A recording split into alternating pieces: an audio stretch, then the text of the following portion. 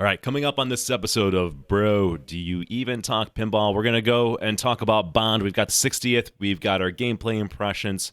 Plus, there's a lot of topper talk going on this month. We're going to engage in that. This is co-sponsored by Gorin. All that and more coming right up.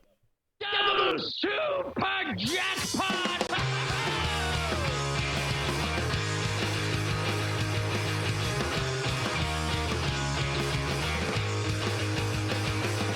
I need a ramp. I need a loop. I want targets I can hit. I need the scoop. I need a double super jackpot in my life. That's right.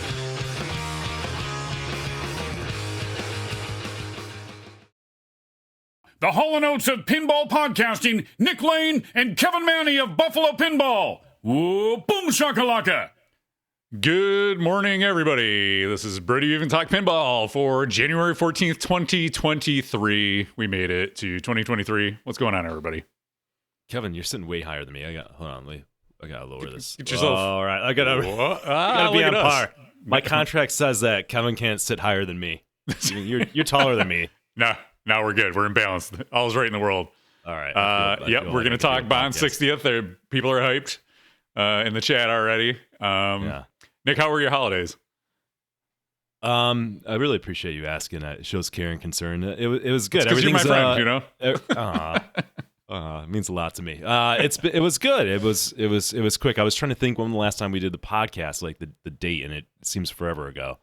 It was like January or December 6th or something like that. Oh, really? Okay. Right, Yeah, yeah. that's why it would seem forever ago. All right. Yeah, it was good. How about you? Good. I mean, we got a blizzard in Buffalo, so that was shitty, but we just stayed home. We didn't lose power, thankfully. We lost our internet for like 5 days, which, you know, for a 15-year-old, my son, it was a nightmare, but we made it through unscathed. You know, we stayed warm, and we just did all our Christmas stuff the following weekend. So you left town, so you avoided it. Yeah, right? I pulled a Ted Cruz. As soon as the natural disaster hit, I got out before it hit. See ya. It's the way to do it. Going south. See ya.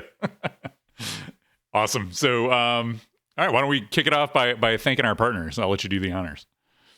All right, so we've got this is our 2023 lineups. There's some absences, but they were, you snooze, you lose in getting back to us. So we'll get you on probably next time because I'm sure they'll come back. But we got Pin Stadium lights. Pin Stadium doesn't snooze. They don't lose, and they light up your game brighter than the goddamn sun. That's Pin Stadium light, controlled by app, iOS, Android, you name it. Long-standing, award-winning mod. Great customer service. We love you, Pin Stadium. Use coupon code Buffalo, by the way. Save 10%. We're saving your money. And again, I will say this again. I'll say it a million times. We give away a set of Pin Stadium Neos like pretty much once a month on the Bro Show. I mean, that's how awesome Scott is. We give it away. It's valued at, over $350, like close to $400, right, for Pin Stadium Neos. Just give it away. All you got to do is watch the live stream when we do it and vote for Nick or Kevin. You can win it. So there you go, guys. Boom. All right. Pinball.edu. Head over to pinballraffle.org for a chance to not only support charity, but a chance to win a pinball machine. Not too bad. Titan Pinball, another long-standing OG sponsor. Titan Pinball, best known probably for the silicone rings. And, again, I got to put in an order for some pinballs because that's my source for replacing the pinballs in my pinball machines. They've got all sorts of things. They're mat, tools, etc. Jersey Jack Pinball, maker of the most beautiful pinball machines on the planet. Multimorphic, give it a shout out because we've got a nice little partnership with them. Kevin's always bringing the exclusives. That's Multimorphic Pinball, and then last but not least, Pinside.com. Pinside.com to go talk pinball, go argue pinball, or just be polite and respectful of other human beings and engage in a civil conversation. It's all up to you. It's a choose your own adventure. It's a fun hobby. You can go, have fun with other people and talk about it on the internet. Or you can argue about Bond 60th, which a lot of people have been doing. Unofficial sponsor is, we don't have an official sponsor with them, is BetterHealth. BetterHealth, I think BetterHealth.com. They seek out a mental health professional with any issues you might be facing. BetterHealth, check it out. We'll touch on that again later. I don't know if you looked through the whole lineup, but I got it at the end. All right, so stick around for that. Let's introduce the news properly here. Here's the tip. It's the latest pinball news. So hot, it's on fire. All right, it is time for the news, and it's on fire, and we're going over to kick it off with the big announcement for the month. Stern Pinball finally announced James Bond 007 60th anniversary. This is the one designed by Keith Elwin that they hinted at when they announced the other James Bond. When was that? Like September, October when they announced that. Yeah, thereabouts. Yep. Yeah, it's been a while. They finally launched it. It's their CES game. They like to launch a game at CES every year. But this is it. There she is. So we had seen some of this. The photo leaked via the 007 website. So we kind of had an idea what the cabinet was going to look like and the topper. But now we have nice high resolution photos of the playfield. We knew it was going to be a classic style game designed by Elwin. It's got a small LCD screen in the playfield, a la the original run of Alien. But it's also got, there was a lot of confusion when this came out because it looks like an LCD screen in the back glass, but it's not. It's actually mechanical reels, score reels, with a little panel on the right hand side where it lights up player 1, 2, 3, et cetera, et cetera. So yeah, so who's who? It's designed by Keith Elwin, software by Mark Panacho, and art by Kevin O'Connor. Price and production, here we go, baby. $19.99, $9.99, so $20,000, and limited to 500 units. So yeah, here's what you get. Here's the features: a single level playfield with no ramps, 2 flippers, 4 optical spinners, real backbox score reels, backlit plastics display around the score reels. Yeah, that's kind of what I said.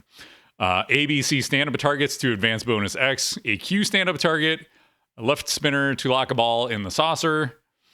What else we got? 4 bank of bonded drop targets, a figure 8 spinner shot with a left spinner return, 2 center spinner to top lanes, 2 pop bumpers, 3 bank of MI6 drop targets, a captive ball, 3 inline drop targets to lock the ball, right spinner orbit to top lanes, odd job hat spinning disc, playfield LCD screen, M stand-up target for bonus collect, one-way gate to return to shooter lane, RGB action. Wow, it's got wow. They list the RGB action button as a feature. 007 Spectre side armor, Union Jack plunger, 007 topper, limited edition plaque out of 500, and Stern Insider achievements. So there you go. Those are your features for the Bond 60th. What was your first impression when you saw this game, Nick? God, I wouldn't buy that thing if it was $5,000. I mean, it's and why? Well, I think what's going on here, number one, is that this is a really restrictive license, and they're just like they cannot do anything with the license on this game, right? Getting license approval, their hands are tied. So any of the usual like flair of creativity in the art is just been stripped away from them. And now the art, this is no offense to Kevin O'Connor because I'm sure he just had nothing to work with, but it's not a good looking game at all. I mean, I think it's pretty hideous in my mind. Now I'll always say this, usually when you see it in person, it's not as bad, right? But like just going off on this, it's pretty hideous, I think. Basic art. Like, I like the concept of, sort of these classic, late 70s, early 80s games with no ramps. Like that, conceptually, that's cool. I would never pay over $5,000 for one because this is the lesser version of the game. To me, the ramps will usually provide more satisfying shots, flow. I'm sure the rule set's going to be better on the main Bond. So this whole thing is, sorry, Kev, you got me unraveled. Like, I don't, from a business perspective, I'm curious because you probably paid more attention to what people are saying. From a business perspective, like, if Stern can charge $20,000 for this and sell 500, then I say great. Like, I have no qualms about it. I think that's fantastic. I've seen some crybabies on Facebook like, oh, they're ruining the hobby. Like, first of all, what this is doing is basically subsidizing their ability to, keep the pro at, $7,000, right? Like, so all the rich people, you're buying this game. Thank you, Ben. Thank you, James, that we know. Like, thank you, guy. Like, that's fantastic. So here's the thing: if Stern is able to sell those units for that price, then they're operating like a business, and Stern's a business. And I posted, somebody was whining about it on Facebook, and I was like, they're not the Boys and Girls Club. They're a business. Their only goal as a business is to make money. Now, here's the deal. If you make decisions as a business and you're just like, yeah, I'm going to chintz out and put crappy parts in a pinball machine, and I'm just going to try to make as much profit as possible and piss off customers, well, in the short term, that might work, but the long term, you're going to lose customers, right? And you're going to damage the business. So, make as much money as possible in a sustainable fashion. And there's no reason that they can't do that with this. Now, are there 500 people that are going to go out and pay $20K for what looks like the lesser version of a Bond pinball machine? When you can get the premium, you get the pro, you can get the LE for cheaper. That I don't know. I don't know numbers that Stern sells, so that remains to be seen. Yeah, it's and we talk about our friends Ben and James, but James is not getting one of these. He decided after seeing it that he's out. So, and I feel like there's a lot of that. I've not followed this much of the chatter online, aside from seeing Stern post about it on Facebook and everybody just lighting him up in the comments. So yeah, the feedback I've seen is that people want a new Elwing game, but they feel like this is a cash grab, and it's hard to argue with that. Let's see. The other thing is, like, as far as like, there was a lot going around initially. Folks were saying that this sold out immediately, and it absolutely did not, because what Stern does is they put up like a few of them on their website for direct sale. And then people were seeing that. They sold out of those quick. It could have been like 5 games on their website. But if you go to distributors, they still have them available. So here's Game Exchange in Colorado. It's just buy on 60th, you put a $5,000 deposit down, they're in stock. So people still have these available. So they did not immediately sell out.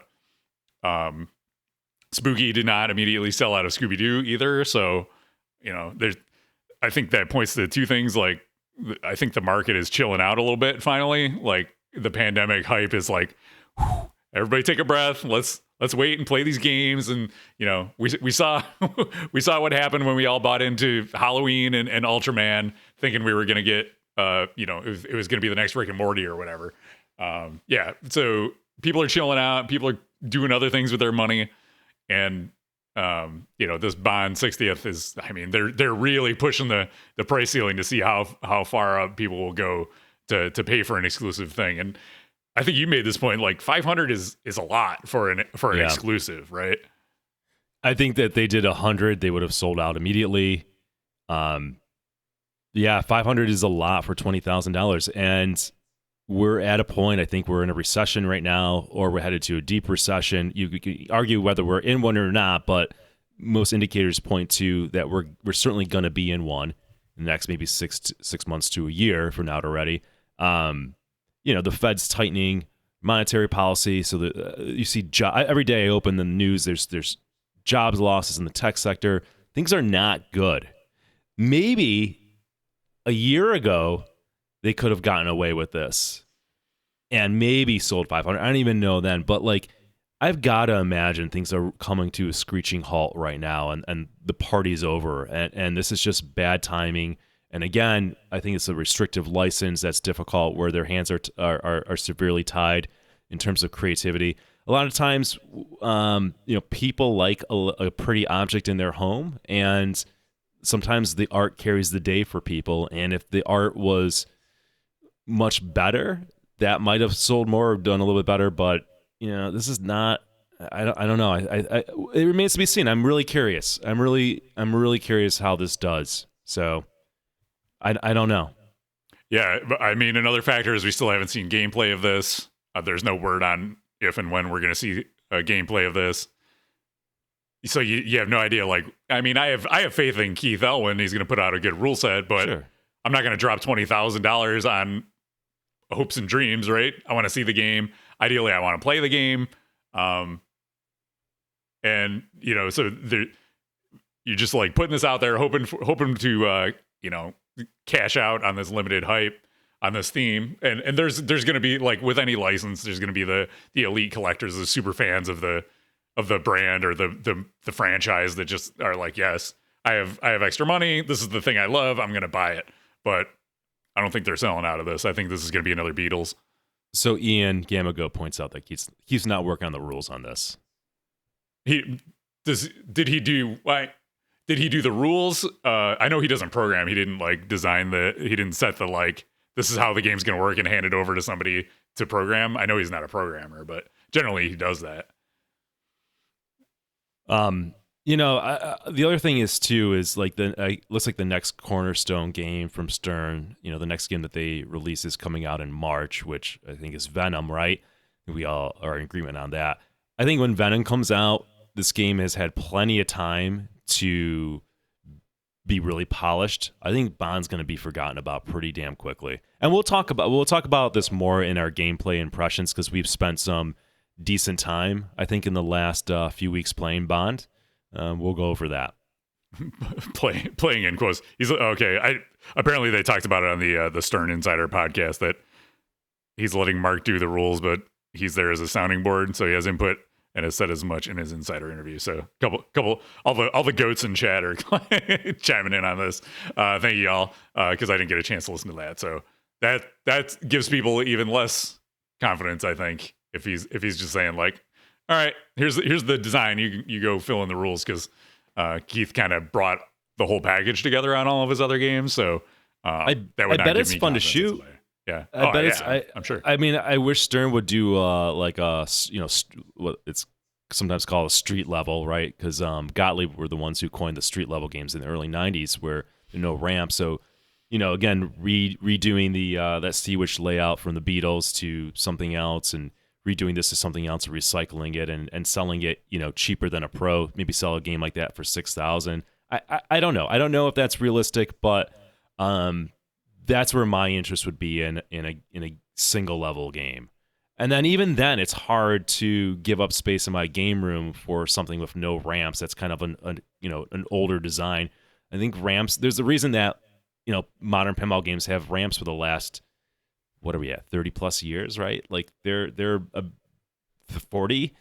They're generally a better design in a pinball machine. That's not to say that classic games aren't fun or great. They absolutely are, but there's a reason that ramps are in games.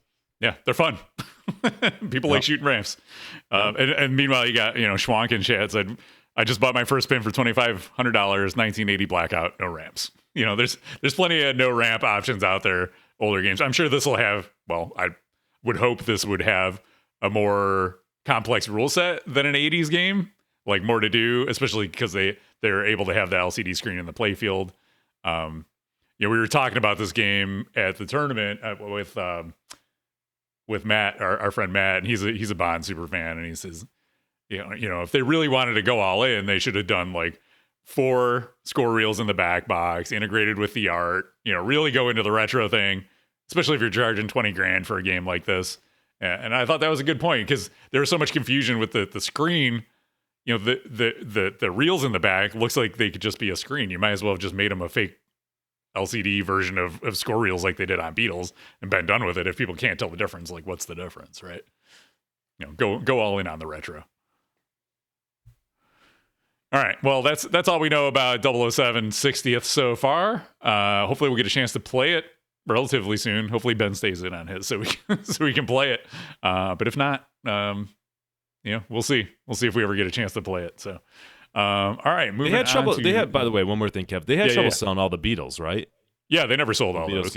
Yeah, and they were far less made. Yeah, or no, they were more. They made there was over 1964 1,000 of those. Yeah. So there's okay. All right.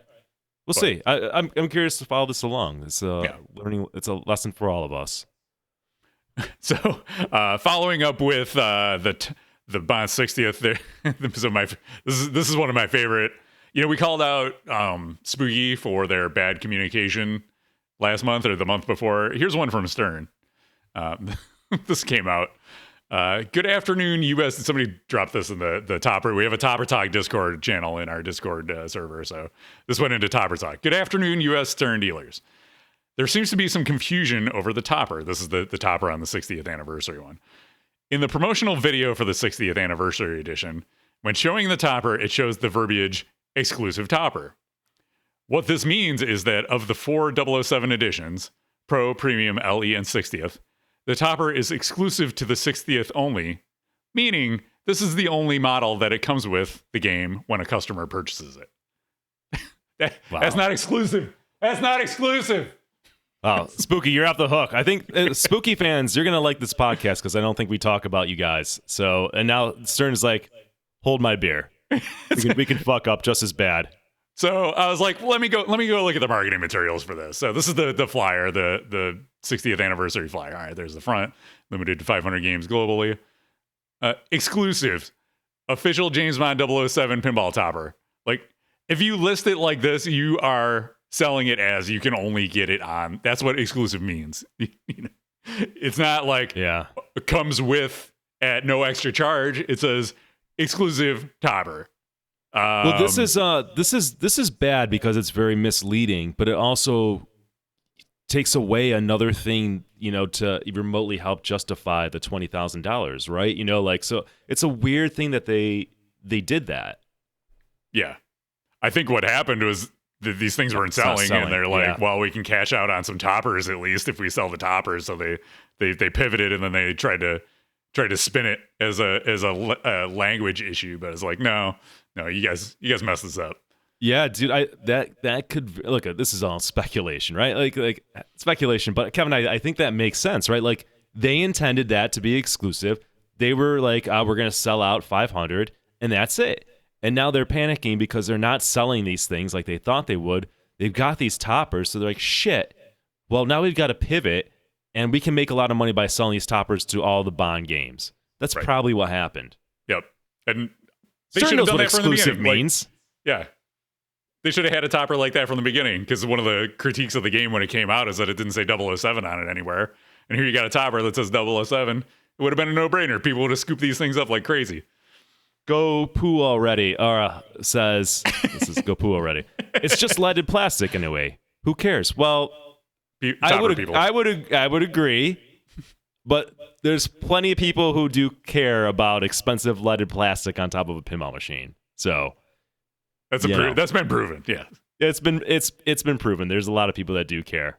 I know, especially if you've already got them on all the rest of your games, and you get it like a 007 in, and it doesn't have a topper. It's like, I can't even look at it. Look how terrible it is. My game room is ruined. The compulsive side of me can at least appreciate that, even though toppers. That's a dangerous road to go down, Kevin. Exactly. Don't start. Just don't care like I do. The games that come with toppers have toppers. Nothing else has toppers. That's how I roll. Oh man! All right. What's next from Stern? Gary Stern stepping down as CEO. We kind of saw this coming because Seth Davis took over as president last year. You kind of see the writing on the wall with all this. This is from Pinball News. In a further move towards consolidating the long-term future of the company ahead of their relocation to the new premises towards the end of 2023, Stern Pinball made a series of announcements about changes to their senior management roles. Having taken over from Gary Stern as president of the company when he joined Stern Pinball in October last year, Seth Davis bolsters his position as by also taking over Gary's chief executive officer role. Having relinquished his president and CEO roles, Gary Stern continues as chairman of the board, with Dave Peterson as vice chairman of the board. They remain the controlling shareholders of the company and will take on additional responsibilities as required on a project-by-project basis. Then you get the background on Gary Stern and Seth Davis. Also opting for retirement is Michael O'Donnell, who has worked for the company for almost as long as Shelley. We miss Shelley. Shelley Sachs Eldridge is taking retirement from her logistics manager position at Stern Pinball after working alongside Gary for more than 36 years. Shelley will be well known to operators, distributors, and the press as the main point of contact for inquiries about orders and production plans, as well as sending out press releases and announcing new game titles for many years. And Michael O'Donnell is out as CFO. Taking over from Michael as CFO is Nick Parfit. He joins from Envenia LLC. No idea what that is. But he also previously held senior financial management and planning roles at Jim Beam and Miller Knoll. So there you go. There's your Stern Pinball management update. It'll be curious to see what happens under new leadership, new vision. With new leadership comes new initiatives, new strategic priorities. So we'll see. I guess we'll see where Seth comes from. We know he comes from Disney. I think he worked on Disney Plus, and there was some other Disney related things that he worked on. So Any thoughts on this, Nick? Not really. No. Let's see what happens. All right.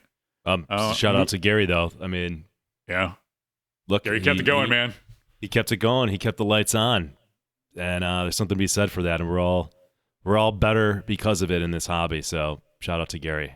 Yeah, man. I'll always remember the three-legged stool analogy talk, whatever. And more wire than a Ford Pinto or a Ford That's right. Taurus. Ford Taurus, Kevin. That's Show right. some goddamn respect. Yes. We love you, Gary. All right. You said we weren't going to talk about Spooky, but I'm going to talk about Spooky because I just wanted to, we touched on this earlier, but, they came out with Scooby. They're going to do like 1960, whatever, Scoobies, 1969. And they have not sold out either. So if you go to the Spooky Pinball website, you still get you get yourself any of the models. They also have TNAs available, so they did not sell out of those either. And I think those were limited to 500 too, if I'm remembering right. So yeah, like we talked about earlier, things have chilled out a little bit pinball wise. I think also Spooky has burned through some of their goodwill with the last two releases, and people are pulling the wait and see. I'm seeing a lot of posts in the TNA thread about people having production issues with their TNAs that they're getting. So yeah, things are cooling off for Spooky a little bit. So I should have highlighted. Sorry, Kev. Go ahead. No, go ahead. I'm a jerk. I was just gonna say between this and the Bond 60th, things are chilling, which I'm okay with.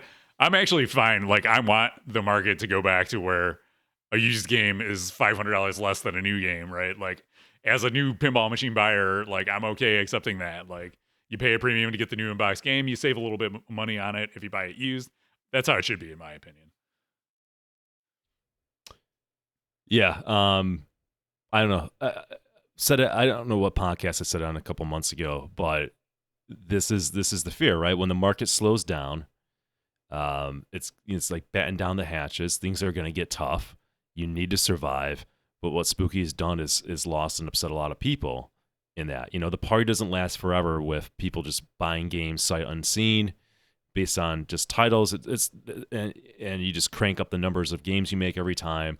When things get tough, people look around and like maybe they can't buy 2 pinball machines, maybe they can't buy a pinball machine that year, or whatever. They're gonna buy the best pinball machine, and typically Spooky's not making the best. Somebody might get a Godzilla and then they'll grab a Scooby Doo or Halloween, but if they can only get one pinball machine in that normal time period, then it's going to be the Godzilla. That's my thing, and you've lost some hardcore fans of Spooky who were buying these titles and alienated them. So I don't know. We'll see what happens, man. But yeah, someone's going to go out of business in the next couple of years. That's my prediction. For sure. Some good news though. Another piece of news about Spooky is Ben Heck. Apparently, so last month I mentioned that there may have been a falling out between Ben Heck and Spooky, but apparently there's not, because they posted yesterday that he's working on their next game. So there you go. They just got rid of his board set, but he's still around. So there you go. For better or worse, they got Ben Heck still. And some other good news is we had Nick Baldridge on from For Amusement Only Games last month. We did a little interview about his first game, Drain, for the Multimorphic P3. he has shipped out. This is a photo of the first 2 modules he shipped out just a few weeks after we spoke with him, and he's been shipping out games every week. So good on him, Nick, doing it right, scaling up slowly. Doing it. He's building all these himself at this point, but he just got an expanded space at the makerspace that he's at. So he's doing it right, slowly building over time, getting games out. People are happy with him. So congratulations to Nick. That's great to see. Arcade Hunters in chat. Oh, Arcade Hunters, I watched your unboxing video of TNA. He's a sixth. So if you go on the Arcade Hunters YouTube channel, you can see their unboxing of Total Nuclear Annihilation 2.0. He said 6 things didn't work right on it out of the box. I don't have the best of hopes for Scooby. And also, I think it was Borg Dog said they're doing 250 TNA 2.0s, not 500. So they haven't even sold out of 250 of those. So that's ouchies. All right. So what's up next? Oh boy.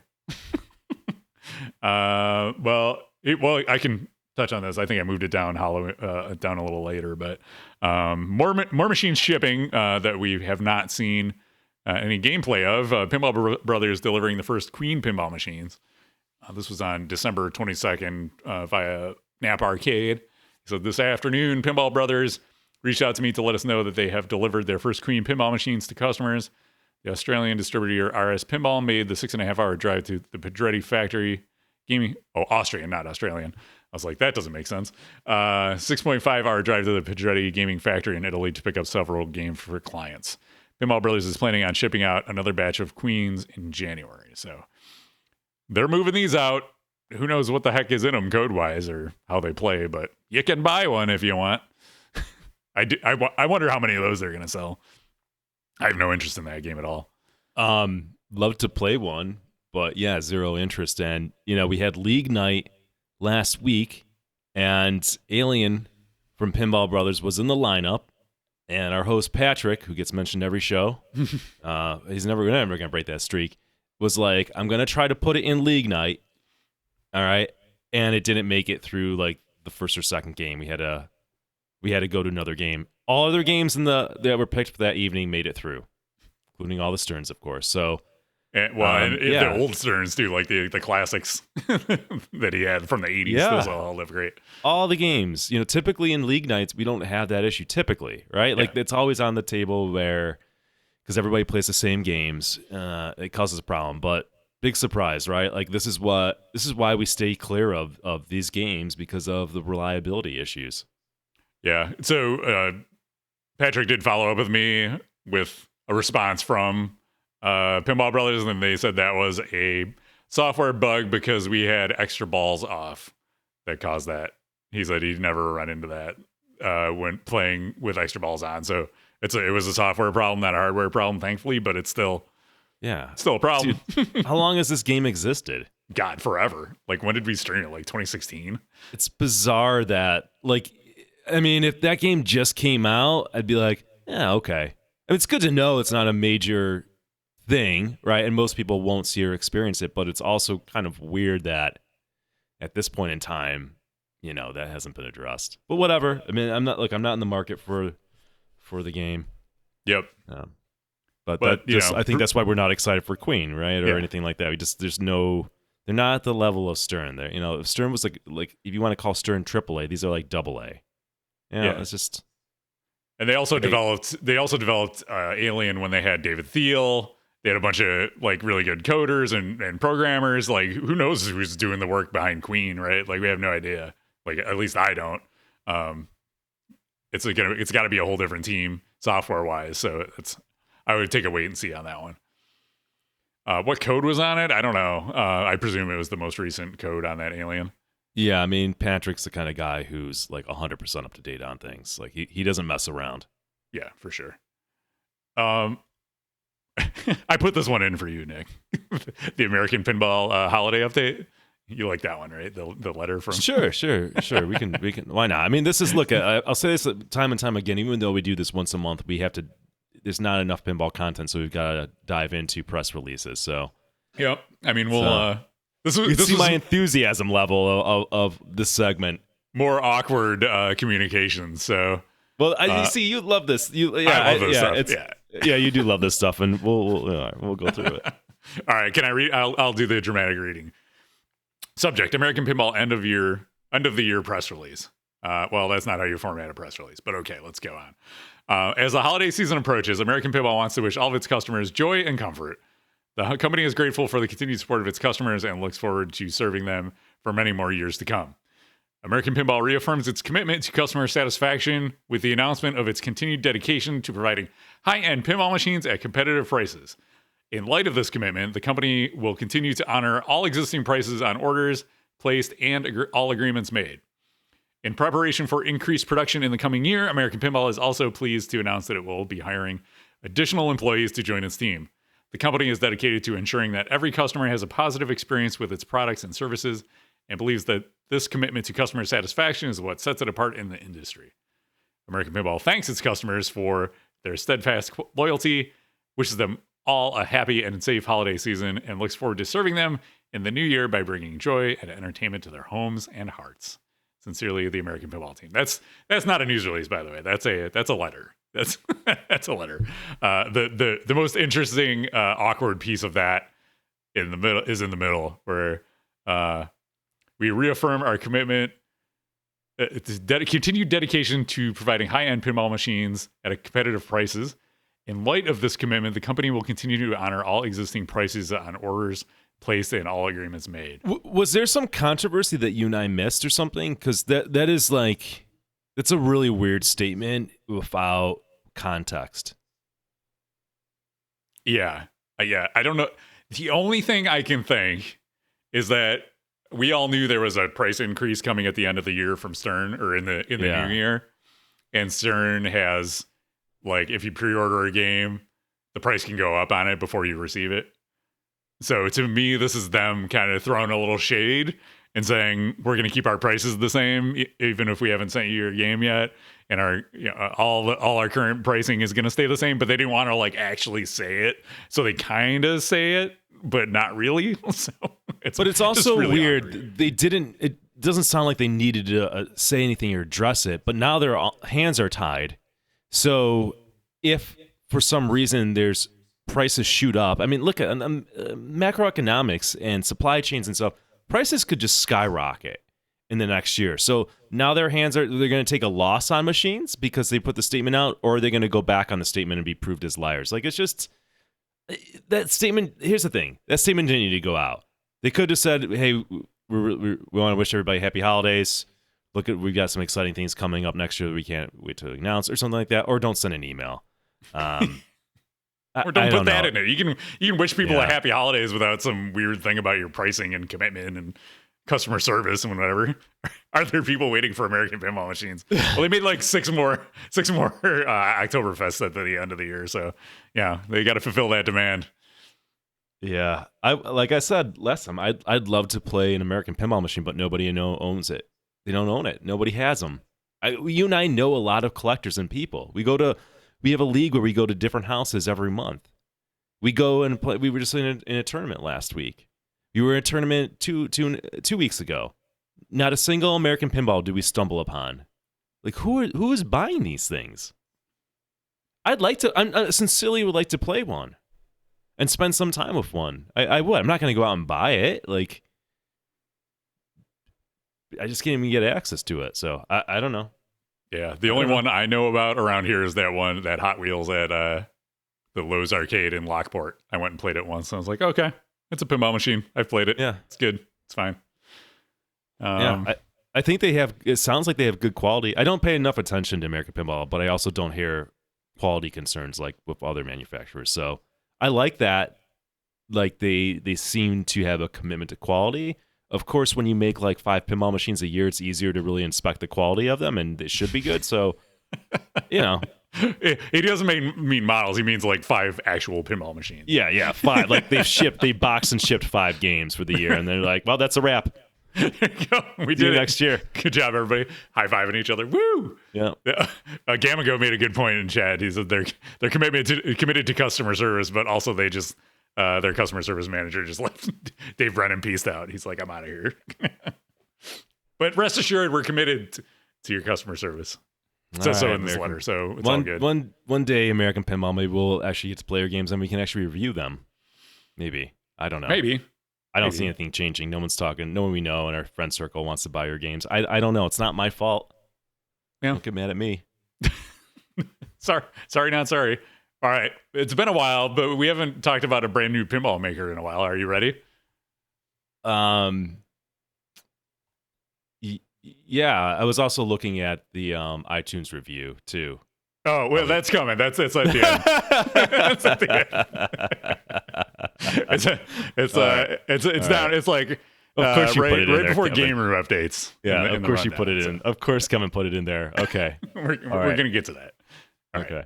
All right. So this came up in the Buffalo Pinball Discord too. If you're not in the Buffalo Pinball Discord, you're missing out. It's where all the hot memes happen. It's where all the playfield fallacies get pointed out that I bring to you every month. That we'll just talk lost about a again viewer. later. But this is a French pinball machine coming soon. So, word of note here that I'm running this through Google Translate, which has resulted in some hilarious translation, but is also part of why I love this so much. So, this is a company called Hexa Pinball, Hexa, and this animation is like making me nauseous. So I'm going to scroll down. The animations are good. They are allegedly a new pinball manufacturer. It says a French pinball machine coming soon. The theme is Space Hunt. So, according to the translation via Google, this is how it reads. Play as Spherus, the last free representative of the balls. Your All people. caps, by the way. Reduced to slavery by the space hunters, your fellow human beings have been tracked for several hundred years to the most remote corners of the universe. This is dark. While all seems lost in your fight for freedom, you receive unexpected help that will change the balance of power. It seems the time has come to free your people from this invader. Are you ready to free the balls? All right. First of all, disclaimer to anybody listening to this: we're just reading what's on there for all the sensitive souls. Because if we're talking about balls and our juvenile humor, That's right. We're bearing the lead. All right, let's go. Continue. The hunt begins soon. Okay, so that's your theme. I will say the animations are really good. So They do look good. they at least have a good animator on staff. Yeah. I agree. The technique, they have electronic, mechanical, tray, and ramps. It's obviously not translated correctly. Ramps and wire forms. Our top is cut from the carefully selected high-density wood for maximum strength and durability. For the preparation, printing, and varnish of the tray, I think that means like playfield is what they're trying to say here. We work with the best craftsmen in France. It's all the best. It's, we do all this stuff and it's all the best. And we have we provide a quality 12 volt and 48 volt signal, and everything's going to be amazing. Our intrepid reporter, Dr. Blueberry Johnson, said reads like some of the Deep Root pitch deck games. Yeah, It does. I get Deep Root vibes from the animations and stuff, because Deep Root had good animations too. Remember, they put out that video with the cool animations, and they had their whole like animation studio in Utah and all that. Remember? Free the balls for humanity, says Brusinius. I love Free it. the balls. Free the It's balls. too good. So they have a Alexander Mack, the Hexa Pinball founder and project manager, Christopher Andre, the Hexa Pinball founder. So apparently they're co-founders and developer. Luis Dos Santos, a game designer and artwork. They have an electronic engineer, embedded systems engineer, a sound engineer, and a tech artist. Well, there you go. In regards to the society, I don't know what they're trying to say there, but Hexa Pinball was created by enthusiasts for enthusiasts. Our goal is to design and market ultra quality pinball machines assembled in France, respecting traditional codes with the promise of a touch of modern. So they're going to respect the classics with bringing modern features to it. Surrounded by specialized professionals from the four corners of France, the creation process takes place in the compliance with the requirements of the different player profiles. As real pinball lovers, we pay special attention to it. So they're gonna like make sure everybody's happy. They're like new players, skilled players. They're gonna make sure you love this game. Okay. Also very concerned about the quality of our machines. Obviously, we have taken the time to find the best suppliers in the area. Thus, we use Materials guaranteed. Materials recognized for their resistance and their use, guaranteeing optimal operation. It's also easy. It's going to be, they're keeping everybody in mind. It's going to run great. They're making it from the best materials. They have a theme. You can save the balls. Hexa Pinball. Sign up now. There you go. Hexa-pinball.com, I think it is, if you want to see that. Wouldn't it be nice if they actually had the pinball machine made when they announced it? You know what I mean? Like, they actually had it. Like, they launch it. They make an announcement when the thing exists, and you can see videos of it shooting and code. Like, why can't we get that? Mm-hmm. Then we just shut us up. Yeah, I mean, dude, I love it. Like, let's go. Let's get I would love to see a pinball machine from France. I'd love to see a different take, a different vision, something our style, like as Kevin said, looks cool. Let's go. I put this at like almost a 0 chance I'll ever play or see this game. Yeah, so. Yeah. We've seen this movie before.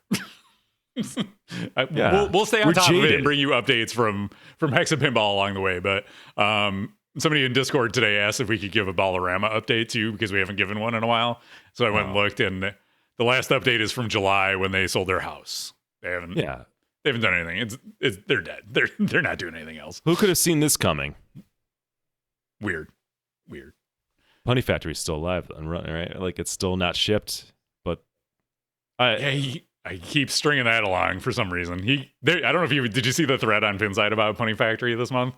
No, because I value my time. What's going I saw on? it pop back up. I'm like, what's going on with Punny Factory? Yeah. So I went in there, and it's Andrew McBain arguing with people about his game, and people saying it's a joke, and it's not a joke, and why did you that Todd Tucky book deal and all that crap. I mean, technically it is a joke. It's called Punny Factory, so it is a joke. It is. It's on theme. Dude, Punny Factory. All right, whatever. How long have we been talking about? I feel like 5 years we've been talking about Punny Factory. It's one hell of a troll. I gotta say, this is one hell of a troll. Yeah. All right, so should we give some impressions of the other James Bond game? You want to do that? Yeah, let's do it. Let's do that. There's a new pinball machine, newish pinball machine, and you've got a video, right, that highlights that this is impressions and not a review. Oh no, we don't have an impressions intro, don't we? Do we? Then I think do we have a wanted warning one. or something? Warning.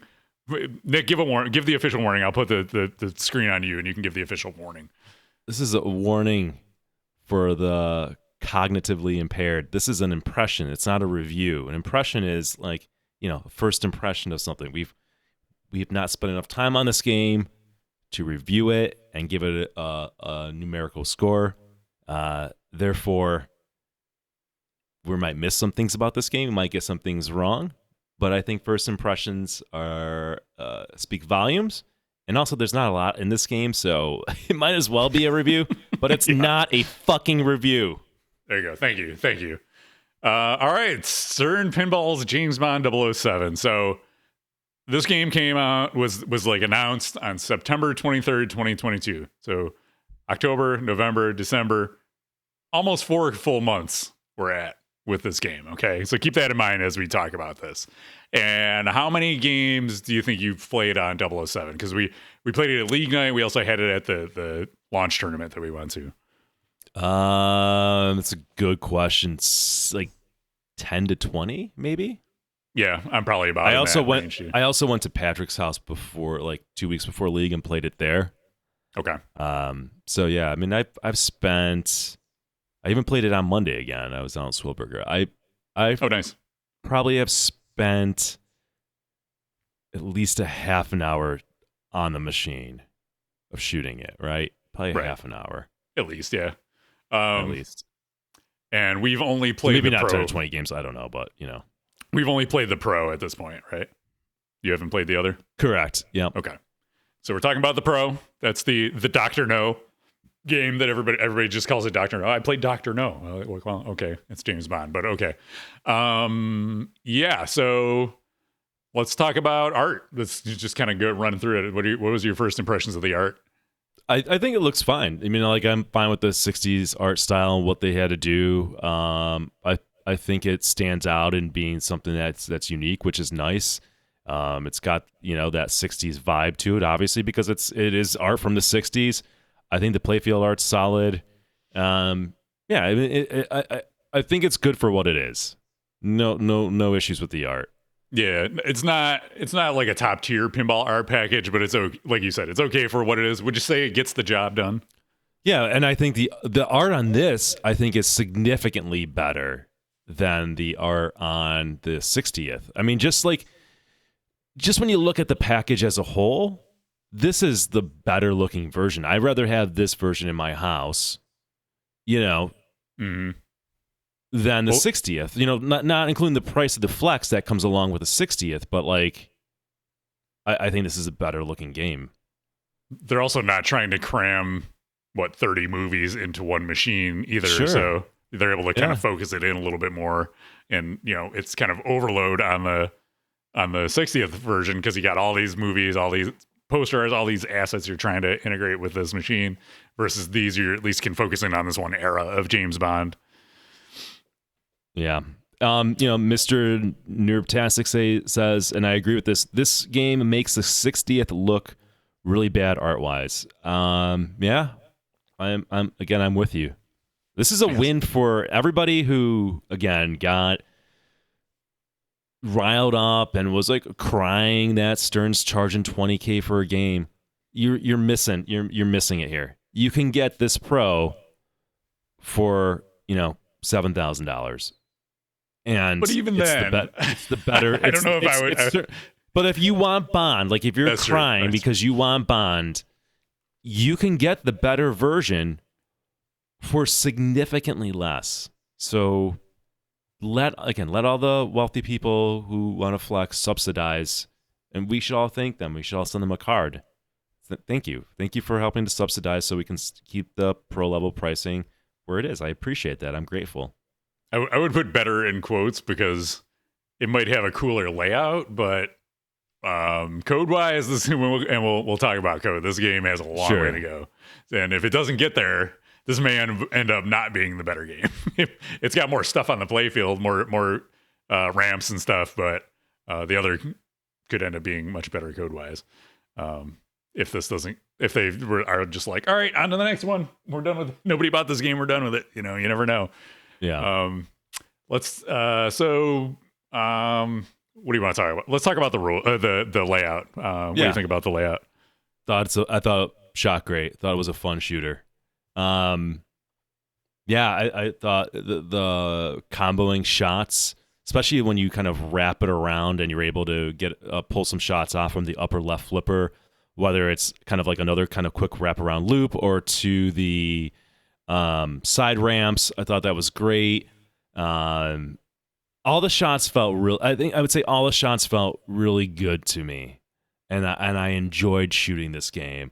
I think the only knock that I would have is I found that kind of the left eject, that far left eject, where the underwater scene is, how it kind of goes there and then shoots it up instead of down. Like I get the idea of hey, instead of shooting the ball towards the flippers like every other game, let's shoot it up. That's just whatever. I mean, I wouldn't say it's bad, but it's definitely not good. It's just sort of there. I feel like maybe that space could have been used in a better, more interesting way. But that's really my only knock. I think that the strength of this game is definitely it shoots really good. The drop targets by the dildo. Watch it, easy. Again, that we've seen that already. It's recycling from Avengers, Deadpool. right? Well, the drop targets are Deadpool, right? It reminds me of Hulk on Avengers, like the old Avengers. Yeah, kind of. Yeah. I was thinking Deadpool. Same, kind of, pretty much the same thing. Yeah, I mean, that's kind of getting a little boring at this point. That's not terribly excited. And maybe this doesn't make sense. So this is kind of thinking out loud. Maybe a return to the Avatar style, wall that you hit would have been maybe a little more interesting than that, just to mix things up. But overall, again, the strength of this is there's a great shooter here. Yeah, the only area that I didn't find interesting was the area around the rocket. Well, the under the upper left flipper too is weird. Like you said, the little saucer where it just kind of clunks in there and plops out. seems like a big area for not a whole lot. The rocket area, it's probably because there's no code on that, or at least if there is, I don't know why I would possibly ever shoot that, but it didn't seem like there was incentive to shoot that area. And when you did, it was just kind of like, okay, give me the ball back and I'll shoot something I actually want to shoot versus shooting it into this rocket area that doesn't seem to do anything. No, that's a good point. I didn't talk about that. It's like, so that takes up a significant amount of real estate, right? Your eye is drawn to it. And it is the only real thing on the game, at least on the Pro, that provides a world under glass feeling, right? You're right. It's just pretty limited. So you've got that rocket, and then behind it, there's stand-up targets, right, Kev? Yeah. But it's just like, it's really lame when you shoot it back there because there's not a lot of ball movement that's going on. Like, that should have either been like a spinning disc back there to ricochet into those targets, or maybe a pop bumper of some sort. But I just don't get what they're going for back there. There's nothing satisfying about it. Jax Emma in chat says it lights Spectre, which you can see it lights up on the back box there. You can, but what's actually happening to like the ball movement or the satisfaction of getting it back there is just, again, it would have been cooler if that was like a spinning disc, right? You kind of get up there and it's whipping around. It doesn't do anything when it's back there, right? Like, it just kind of deadens the shot back out. Yeah. I don't know. Yeah.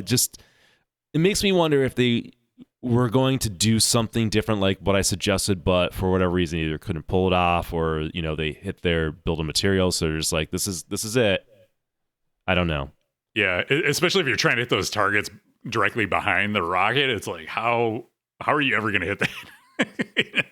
It's going to take pure luck. It's just like, and there's frustration. No action. Yeah, exactly. So it's a spell Spectre to build Bird 1 jackpots and light Goldfinger target. Okay, that's exciting. So yeah, overall the layout is fun and cool. I like how it reminds me of Corvette, which was Gomez's first game with the upper flipper shots. And correct me if I'm wrong, I think that was the only other Gomez game that had a third flipper on it. But yeah, I like his kind of return to that style layout. The side shots are cool, but in tournament play, I didn't find myself shooting them much because the rules are just so jank that I was just trying to get it back into the pop bumpers to get 20 million points all the time, and that's how I won.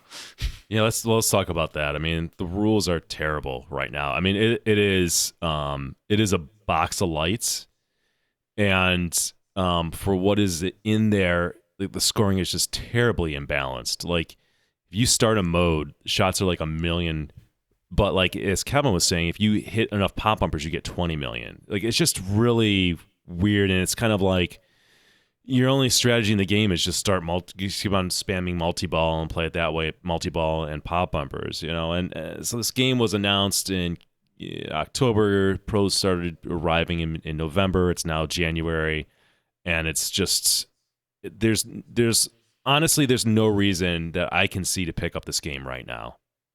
I don't see any reason. I wonder how the game's selling. We had our friend Matt, who was supposed to get his game in April. His game came, last month, right? And maybe that's nothing. Maybe that's just an anecdote. But anybody I talk to, our experience playing it, it's just, there's nothing there right now. There really is. Like, we have no idea how this game is going to, what it's going to turn into, when it's going to turn into something, if when, right? I have no idea, but it feels like we're at least a year away from getting a real game here at this pace. So I don't know. I wouldn't buy this game. I'm so happy I did not buy the premium. Yeah. Almost did. And that's why I have my policy, and I overrode it with emotion, then came to my senses. Thank God I didn't buy the premium for $9,600. I would only blame myself. I wouldn't be mad at Stern. It's my fault. Yeah. But I've been enjoying my Big Buck Hunter Reloaded.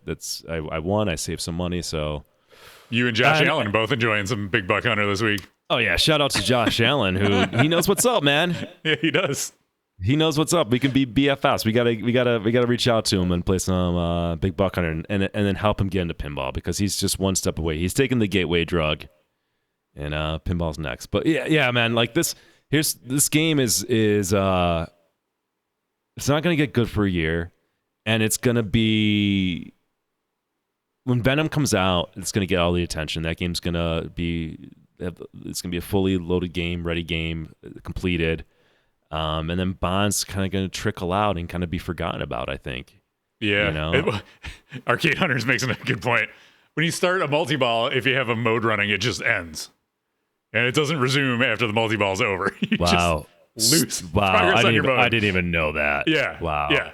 So I did not focus on modes at all. I would only start multi-ball. The bird one or the left orbit one, whichever, the jetpack multi-ball. And then I would just put it into the pops. And while ball save was active, I would let the balls drain and put them into the pops and shake the game around while I was in the pops. And that's how I won league. That's how I went into the tournament on this game. The code is a joke. I cannot encourage anybody to buy this game right now. Even if you're a Bond fan, you're going to get so bored of this game so fast. Yeah. And there's never a guarantee that code's going to get finished, especially if the game doesn't sell well. They could just move on to whatever's next, like you were saying. And, if it's Venom, all right, and everybody buys Venom, that's going to be the game. Yeah, so Donnie in chat asked, is this going to be Batman 66 where it takes like 2 years and so many codes to be great? Well, look, at the X factor in that game was Lyman, right? Like, you had confidence that Lyman, when he makes a game, he made it amazing, right? Like, the coders on this are not Lyman level coders. And to Kevin's point, they might move on to the next game because it doesn't sell well and they're just call it a loss and move on. I don't know. You're taking a gigantic risk buying this game now because they're still going to make this game a year from now or most likely. You can still pick it up, or people selling it who've gotten bored. So there's no incentive at this point in time. And what's crazy, Kev, too, is you think about it, they've raised prices on the LE and the premium for this considerably. This was $13,000 some LE and plus for people rushing out and getting it. Like those, yeah. I'm sorry, you're losing right now if you bought it right now. That could change. And there's plenty of people who just want a pretty game and they're probably happy with the code as it is. Fine. But for the rest of us, oof. And as we talked about earlier, there's problems with the working with the licensor on this. And I know Stern's talked about this. I think George Gomez has talked about this. Like, when they have established relationships, like with Marvel, they've built up trust.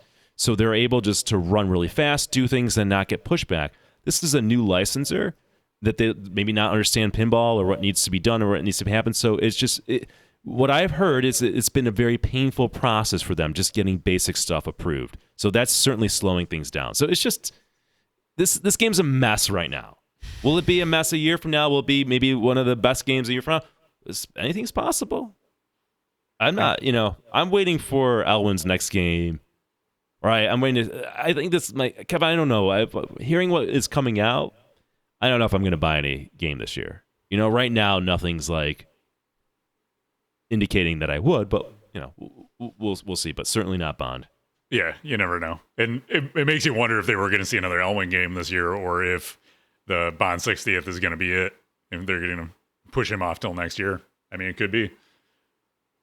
Yeah, I don't know. I think Lord knows. I think they're able to get caught up on game production though, with the slowing economy, and everything else. So maybe it's a blessing, Yeah.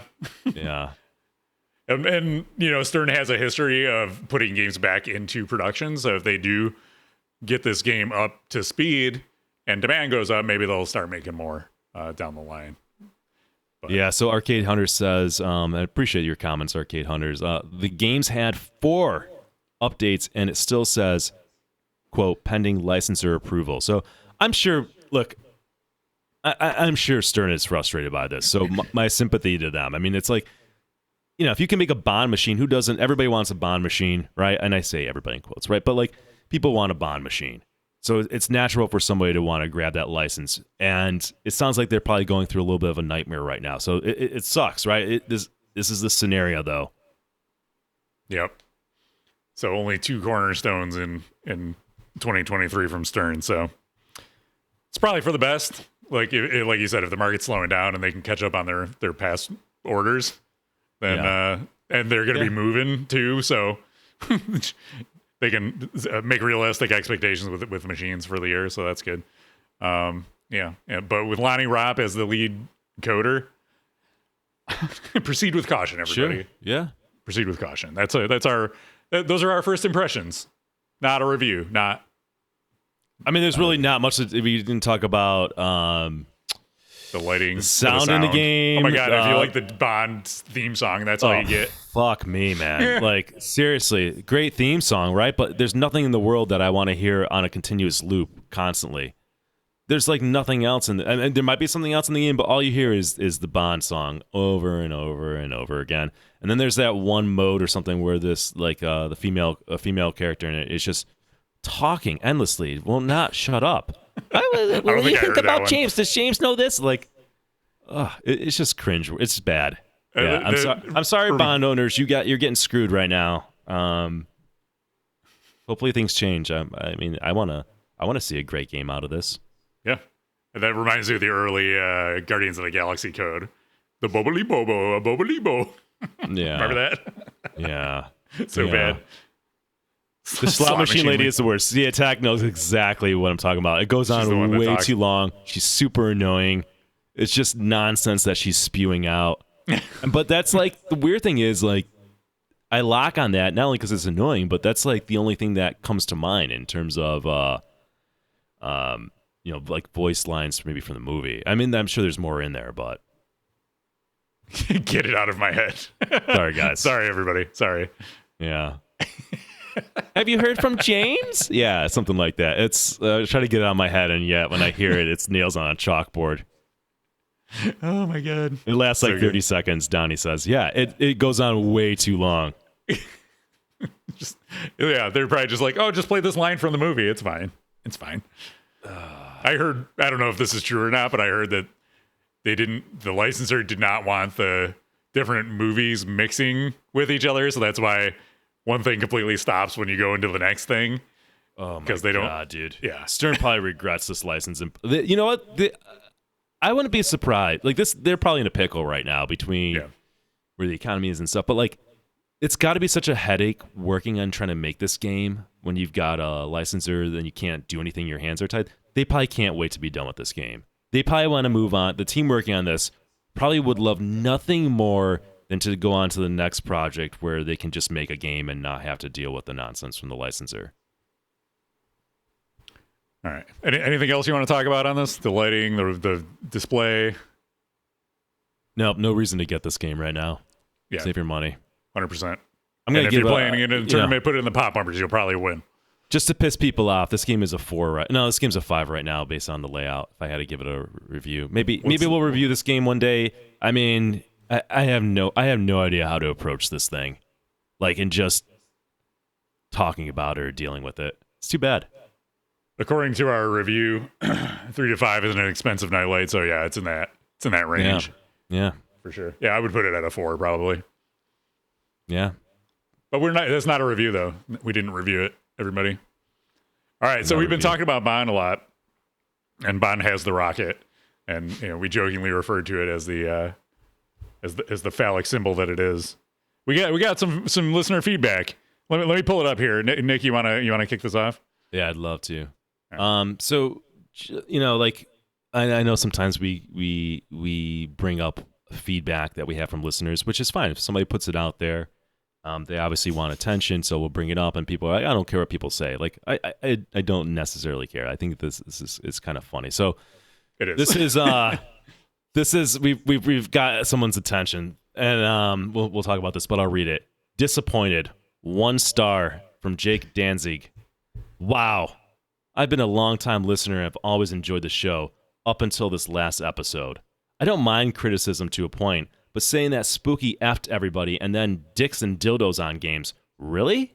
Such crass and juvenile nonsense. I thought you guys were better than this. Well, Jake, I don't know why you would think that. Okay? I don't know. If you're a longtime listener, I can't imagine some of the things we've said on shows, and it's just the amazing thing is that's what made you walk away. I will say, I will point to the fact that we've talked about Lord of the Rings LE and the beard dick on the back glass years ago. Years ago. We've been talking about dicks on pinball machines forever. So this is nothing new. If you can't handle it, sorry.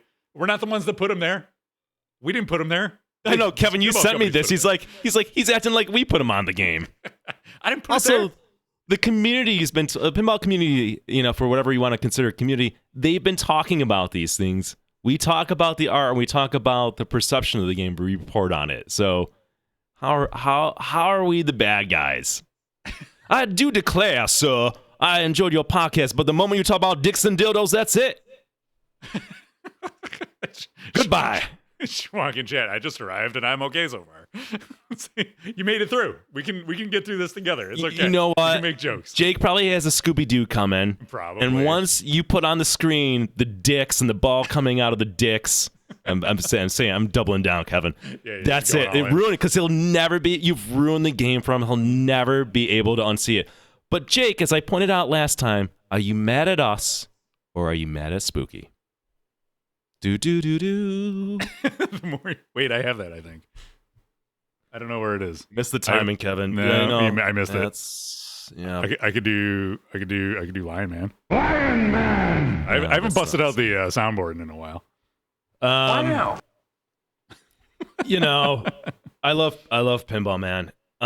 This guy said he's enjoyed long-time listener. So we've been doing this in 2016. Doesn't write a 5-star, doesn't give us any good reviews. Comes in hot with the 1 star because we said dicks and dildos on a thing. I will say we got some really good feedback about the last episode too. So it's not all tears in the chat. So I love it. I love it. I love it. That's what I get out. People, what do you get out of this? I get this out of it. That's right. I get the pinball personalities. So Mm-hmm. all right. All right. I was thinking, Kevin, and this is when I see this, I don't think, hey, let's talk less about dicks and dildos. I think maybe we need a segment called Dick Talk, like TikTok, Dick Talk, and we just or the top 10 dicks in pinball machines because there's a lot of them.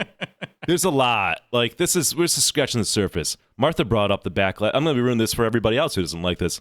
Look at the backlash on Godzilla. See what you see there. See if you can spot the dick. Godzilla Premium, right? The premium art is what you want to look at?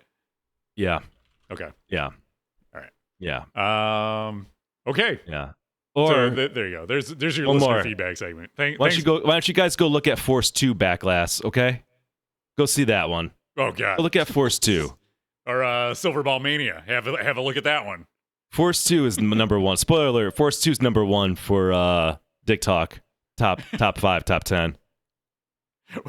How about trying to explain what's going on with Embryon? Good what's in the middle of that playfield. Take a look at that and get back. How do you talk about pinball art without talking about dicks?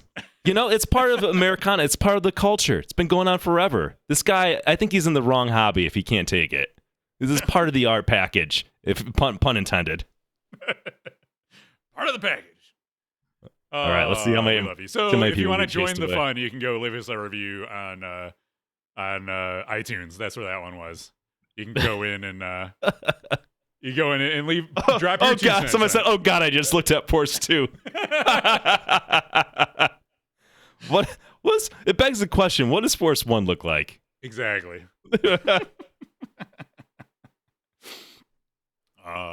Yeah. See, there's been ladies all over pinball machines for years, decades. By the way, this is the most engaged the chat has been all episode. Got everybody on fired this. up. Yeah. They love it. Chat loves it. We love Well, it. the We guy love you. Schwank writes, "I just arrived and I'm okay so far." Yeah. Of course you are, Maybe. Schwank. Well, that was fun. Listener feedback. We love your feedback. Talkpinball@gmail.com. If you want to give it behind the scenes, if you want to do it publicly, go do it on our iTunes reviews. We'll check them out next time. All right. So Nick, we went to a couple tournaments. We haven't done that in a while. Yeah, we did. Brushed off the rust, Yeah. Yeah. Well, so why don't we kick it off with the Toronto tournament? You want to share a little info about that? Yeah, so we went up to the Bluffs. I think the Bluffs does a weekly tournament. Bluffs is like a almost like a storage office space place where they've been running tournaments for years. And the funny thing is, the last time we traveled to Toronto for a tournament, I don't think you didn't go with us, but Jeffrey did, and Nick Kaiser. It was in February of 2020, so right before the pandemic, right? And they had like 30 or 40 people. So, but we were like, let's go to Toronto. We gotta travel for a tournament during Christmas break. We went up there. There's only like 8 people. It was me, you, and Jeff went representing Buffalo, and then our Canadian friends got to see Joe Cheravino, which was a pleasure. But had a great time. Like they were playing, spinning vinyl records, playing like pretty much all classic pinball machines. I managed to win it, so pat on my back. But it was just good to be up there and see friends and play pinball. And I don't know, man. I miss that stuff, and we almost didn't go because the storm kind of threw me off and what I had to do. But came to my senses, and yeah, it's good. I was like, dude, I've been sitting around doing nothing for get out of this house. Let's go. So we did it, and I'm glad we did. I played like shit. I'm going to blame it on the fact that I had to drive, but it was a great spot. I like their collection of games, a bunch of classic games, stuff you don't always see. It wasn't just a strictly new Stern lineup, which can get a little tired when you play a lot of tournaments. So I would definitely go back there. Like you said, they had music going, good people, good vibes, cool spot, fun games. Yeah, totally looking forward to going back. They're talking about doing maybe like a weekend worth of pinball tournaments sometime, and they have a couple different locations up there. Maple Pinball's another one. Yeah. So yeah, I'd love to do that.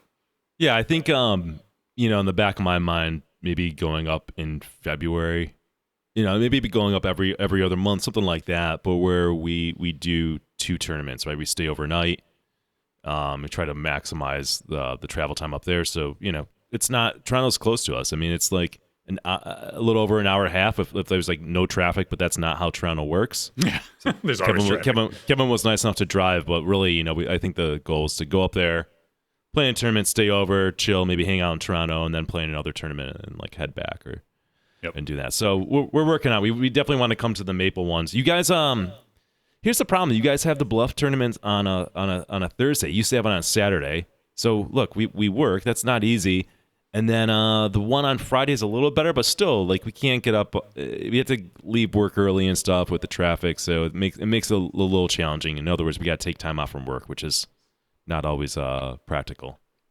So you should accommodate us, in other words, when you're planning your pinball tournaments. Thank you very much. It is weird, though, Kevin. It is weird. Like, it is weird that they don't have Saturday tournaments.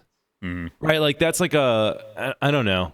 There's like no weekend tournament. Most tournaments in pinball places, like, majority of the ones will happen on the weekend because people are free then. But hey, listen, it's Canada.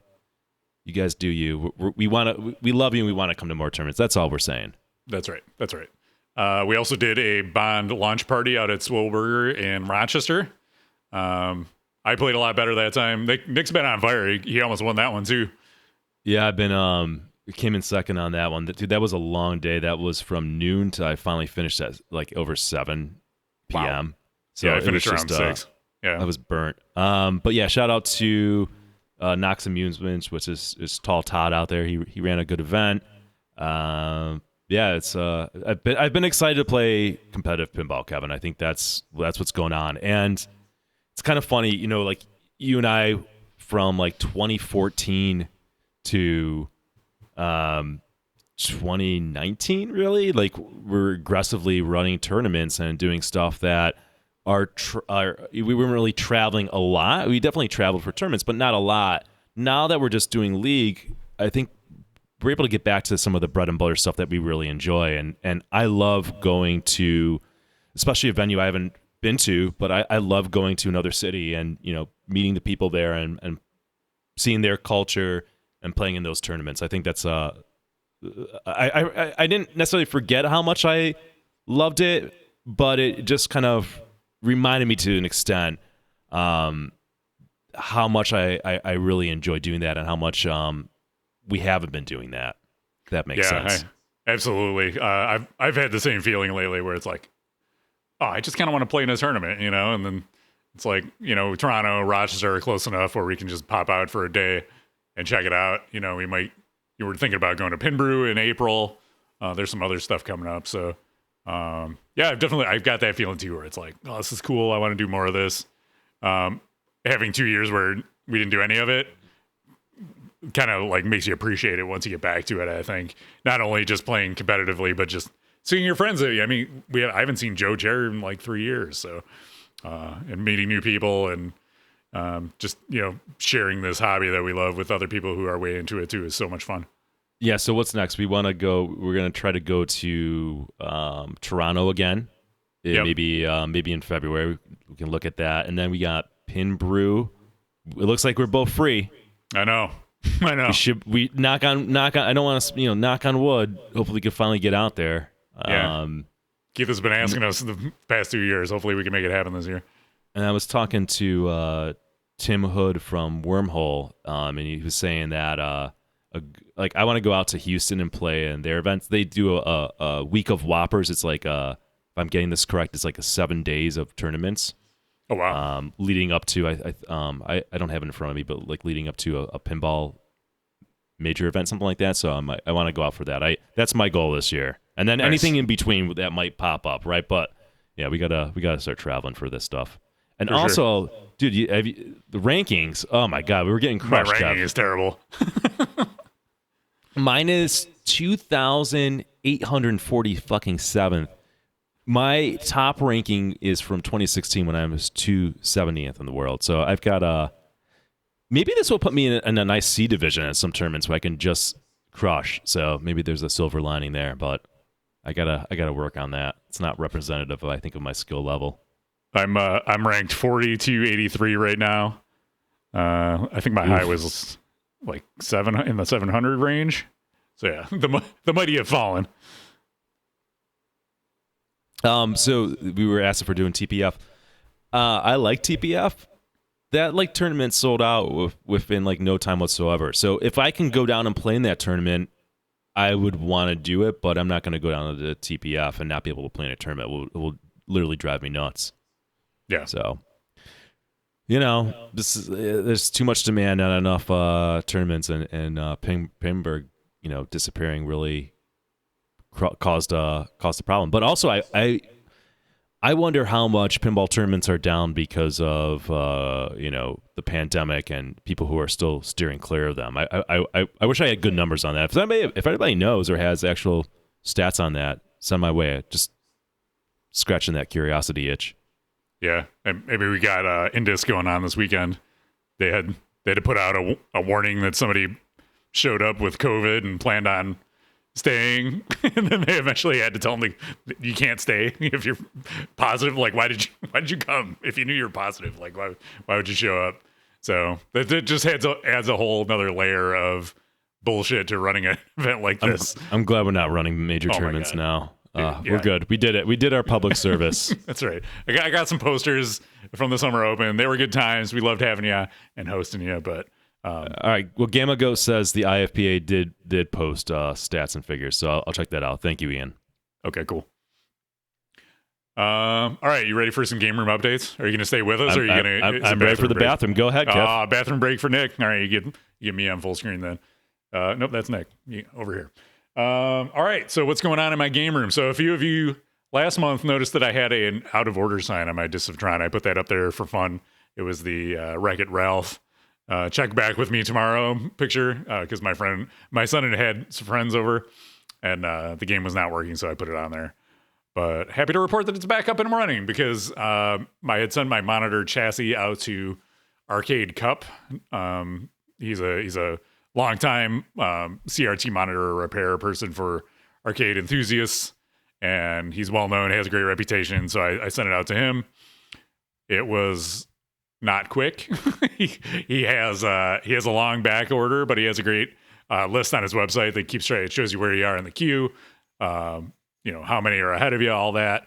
So it took about 6 months to get it all fixed and sent back to me, but I plugged it in, man, and it works. So if you got a game, and that's a game that I was like, absolutely, yeah, Flynn's here too.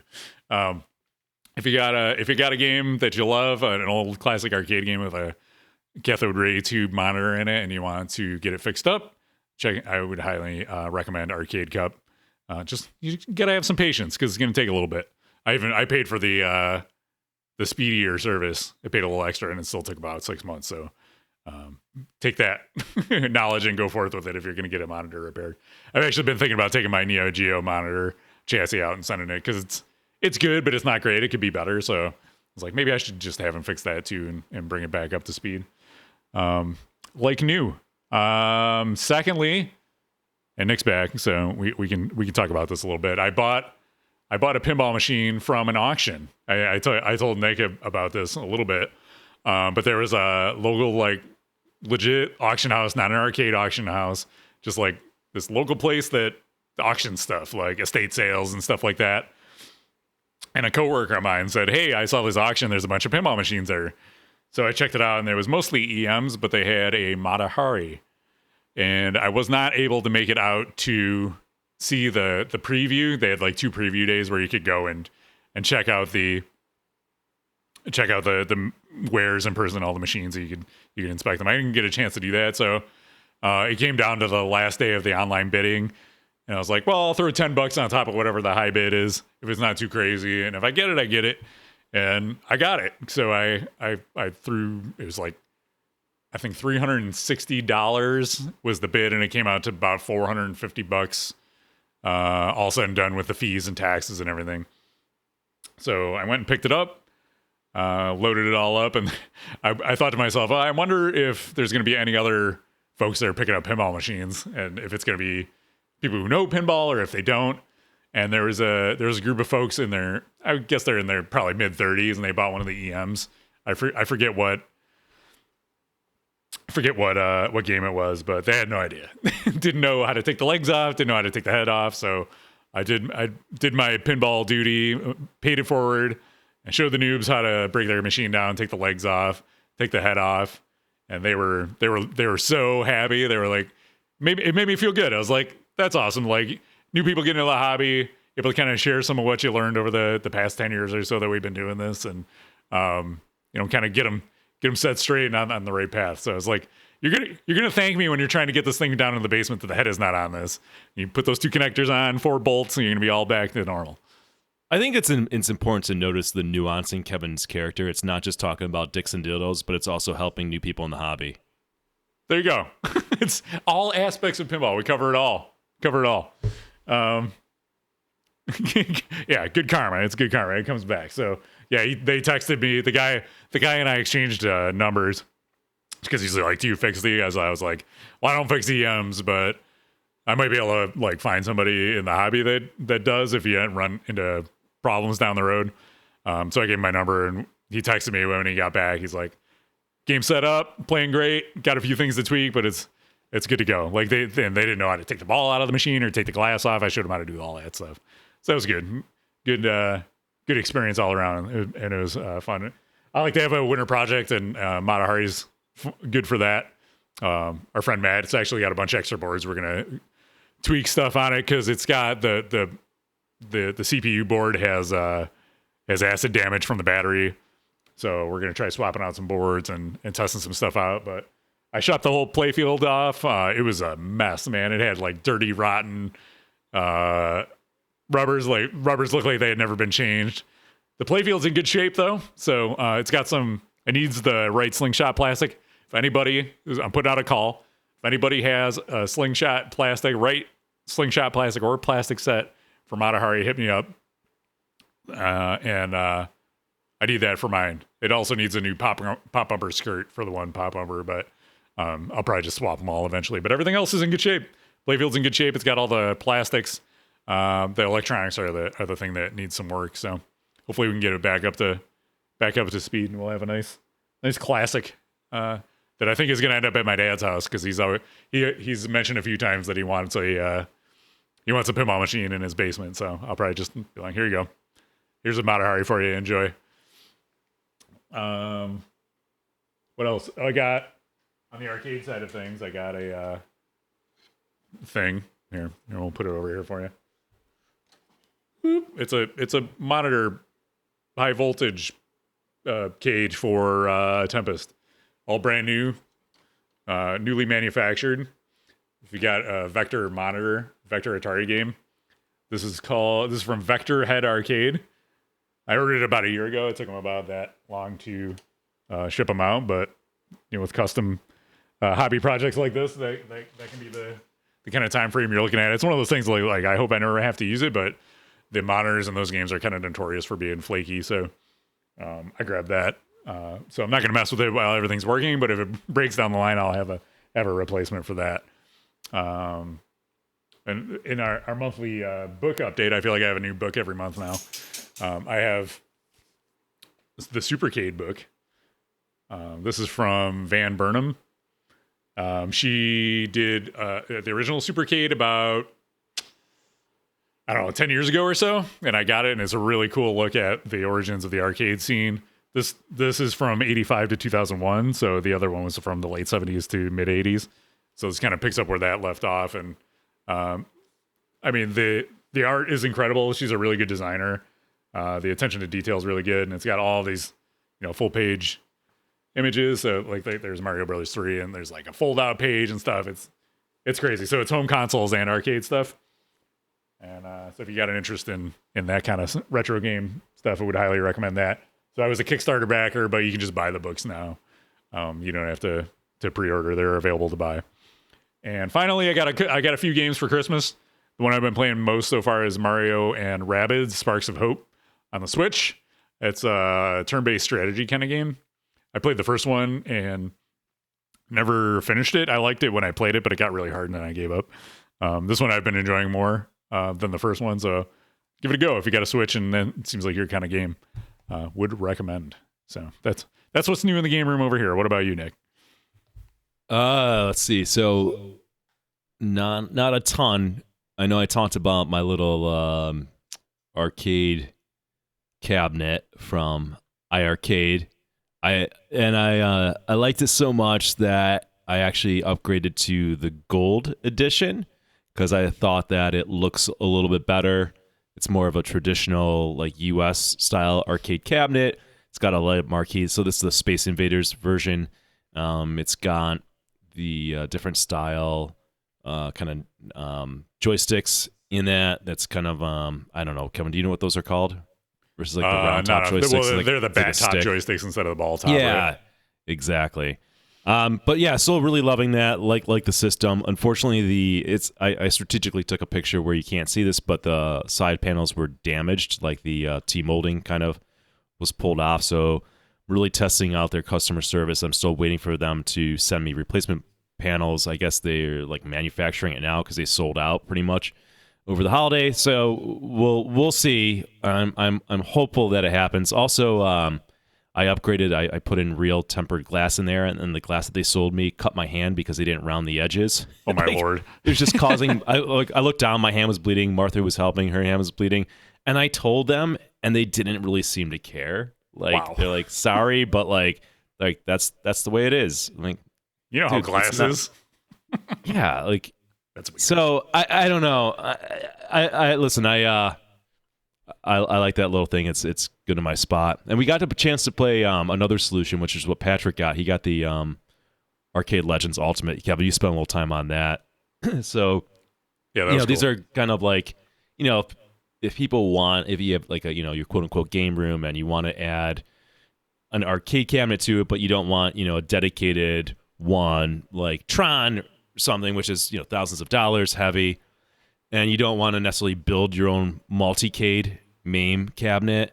There are these other solutions out there which you can kind of assemble yourself that are cheaper, but I think the quality of these kind of things between Arcade 1-Up and Arcade Ultimate Legends, I think the iArcade has the best cabinet quality. In terms of like the materials that they use, it just feels sturdy and pretty robust.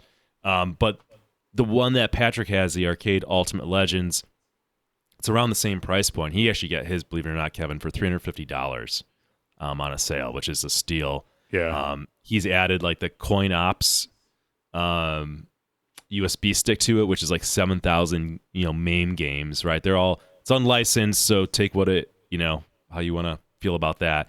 Unlicensed, but it's got a ton of games, and then he bought a really cool like LCD marquee. So that's another way to do it, right? And it's a pretty cool solution. I think the materials on that aren't overall as good in some ways. It's like light and wobbly, but like ton of games, really good value for what you get. So that's another way to kind of add an arcade game to your game room and not spend a ton of money on it.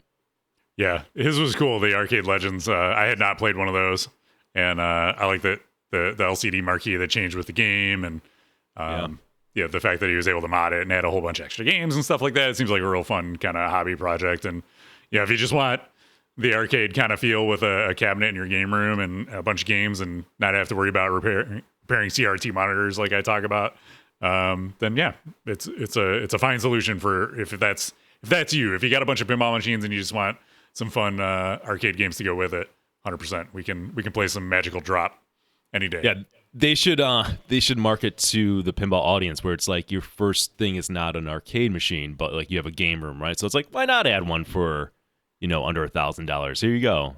Yeah. Oh, you're spending $20,000 on a Bond 60th anniversary? This is less than the topper that goes on top of the thing. And again, what I love about it is I'm not sacrificing the space of a pinball machine there. That's key for me. Because pinball machine, I mean, maybe I get to the point where I have enough machines that adds, some diversity to the collection. But yeah. Yep. Anyways, not a huge update, but something. Yeah, that's cool. Yeah, I've always liked having a mix of games in my game room. So, I like it all, man. I like it all. All right, I think that's gonna do it. You got anything else before we wrap this show up? No. What's would be nice after getting a bullshit 1-star review, if you have been enjoying free content for years, or maybe you're even new and you like what we're doing, we do get a lot of nice positive feedback and we appreciate it. Take a moment to write a review on iTunes or whatever you listen to this podcast on. It'd be nice. You don't ask for too much. I don't think it's going to move the needle too much either way, but maybe if there's other people getting into the hobby and you think, hey, a good podcast to listen to is Brody Even Talk Pinball. Those guys have been around long enough and know what they're talking about. And, and you don't mind a dick or dildo joke every 1/160th episode. It's a great podcast. Great podcast. All right. And you can also follow us on all our social media channels. We're on Twitter, Instagram, Facebook, Discord channel. We should start a Pinball Phalluses channel in there. You got a YouTube channel if you want to see archives old broadcasts, not only of this show, but also of Brody Even Pinball. If you want to watch live and win the stuff, we talked about giving away Pin Stadium lights, and we give away, one of those pretty much every month. Follow the Twitch channel, twitch.tv/Buffalo Pinball. Turn on notifications, and when you see Brody Even Pinball pop up, tune in. Vote in the first 15 minutes, you get a shot at winning one of these awesome prizes. So, thank you to our sponsors who make that possible. Thanks to everybody who watches. If you want to give us some feedback, talkpinball@gmail.com is the email address. If you want to support the show, we have a Twitch channel. On Twitch, you can subscribe. Throw a sub. If you got Amazon Prime, you get a free Prime sub for any Twitch channel. You can share that with us. No extra charge for you. And like Nick said, you can drop a review for more. All right, who's ready for some topper talk? You want to learn all about the James Bond topper. If you didn't have enough topper, there's more coming at you from Goran. All right, what's the final word, Nick? I hope everybody has a good 2023. Play some pinball, and it'd be great to see some of you guys out at tournaments and events. We hope to get out there. Hope to meet you guys. So thanks as always for listening. This is a lot of fun, and we appreciate the support. Till next month.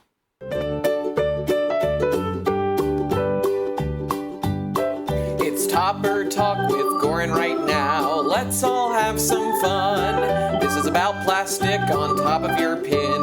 Go and buy one now. There's a topper here and a topper there. Here a topper, there a topper, everywhere a topper. It's critical to the gameplay experience.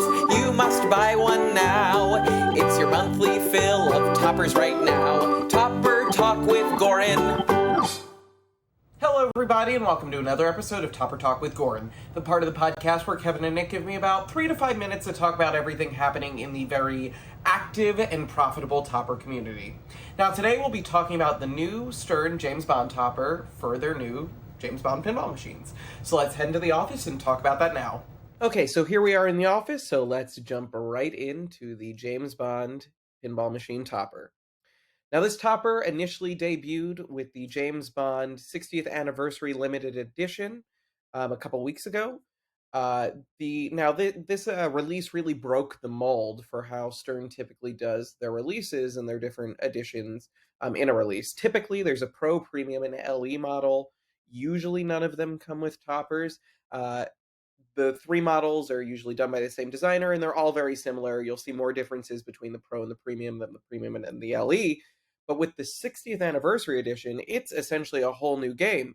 The typical 3 were designed by George Gomez. This one was designed by Keith Elwin, and it was limited to 500, and it cost $20,000 MSRP. But that included the topper and a lot of the other accessories that you would typically have to pay extra for. So let's look at it close up here. Just at first glance, it's not doing much for me. It looks nice above the game, but there is RGB lighting all across the outer edges, all in these inserts here, all across the edges of the lettering and logo as well. And I think when you see it in action, it's really nice to look at. It sort of reminds me of a slot machine topper, and those are meant to attract people. So I certainly think it's doing its job. We can see the RGB lighting here. This isn't lighting that you would typically see in a Stern topper, so it's very different. I like it. I appreciate them between the Mandalorian release and this sort of breaking their topper mold. Now, there is a little bit of drama surrounding this topper. It was originally thought that this topper would be exclusive to the 60th Anniversary edition. Exclusive meaning that you could only get it if you purchased the $20,000 game. Well, a couple days after release, Fun Billiards and Game Room Superstore made this Facebook post saying that James Bond toppers are now available for pre-order, and it's compatible with Pro, Premium, LE models of the game, as well, of course, the 60th Anniversary Edition. And for $9.99, which is certainly expensive for a topper, but is honestly a bargain nowadays for Stern toppers, although I don't know if I would pay that much for it. But this really upset a lot of people because the Stern release trailer said it was exclusive to the $20,000 model. Stern later came out and said what they meant by exclusive is that exclusive meaning it's the only one, the 60th Anniversary Edition is the only edition that comes with the topper. Now, that's not quite my definition of exclusive, but that's just my opinion. So overall, I think it's a nice looking topper, fits the game well on top. A lot of people have a lot of opinions whether it should have been made available as an upcharge for these other models, but I'll leave that up to the viewers to decide what they think Stern should have done. Thank you for tuning into this episode of Topper Talk with Goran. Tune into the next podcast for another episode, and as always, get out there and buy a topper. Thank you for coming to my Topper Talk.